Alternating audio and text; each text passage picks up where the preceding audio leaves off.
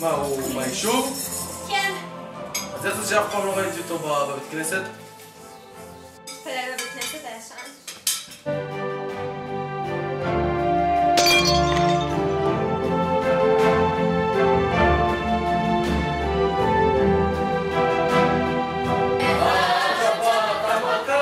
אני בבית!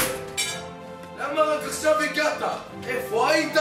יש דוד סוכריות חדש בבית כנסת הישן! יש לו אפילו גומי!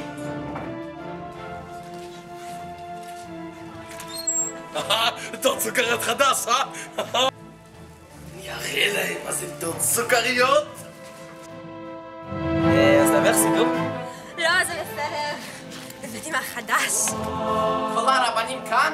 רגע, את מי הזמנת? הזמנתי כמה רבנים, אז מי הזמנתי? נו, וכמה זה כבר כמה רבנים מהיישוב? אני אגיד לך מי, רב דוד, רב יעקב, רב אברהם, רב משה, רב יצחק, רב ברוך, רב חיים, רב שמעון, רב יוסף, רב בנו, רב קפקא, אתם יודעים, מוריי ורבותיי, אני שמתי לב שאומנם הרב רימון הוא אמנם הרב של בית הכנסת חדש, מצד שני הרב פרל הוא הרב של כל היישוב, אתם מבינים את זה? כן, אתה צודק, אבל מהותית הרב רימון הוא הרב של הסניף. למה שלא להתפלל אצלנו קבוע? באמת שאני רוצה להתפלל פה, אבל אני לא שומע כלום מאחורה. חבר'ה, זה לא יכול להמשיך ככה. אנחנו חייבים למצוא פתרון ועכשיו. כן, בדיוק. זהו, תחתור על זה במייל היישובי. החדש, אני אומר לך, הם עושים משהו נורא. מה, איך אתה יודע? ציפור קטנה לחשה לי.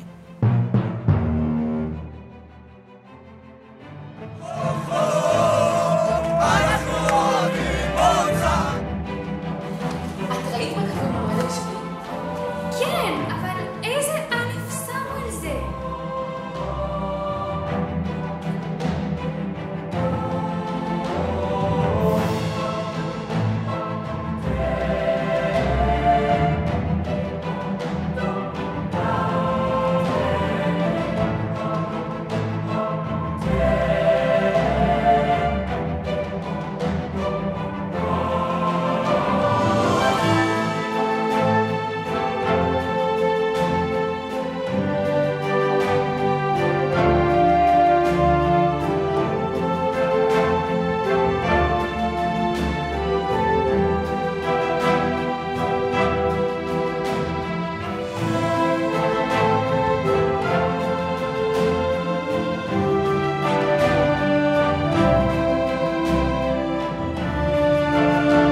אנחנו יכולים לנצח!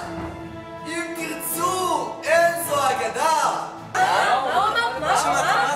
לא שומעים.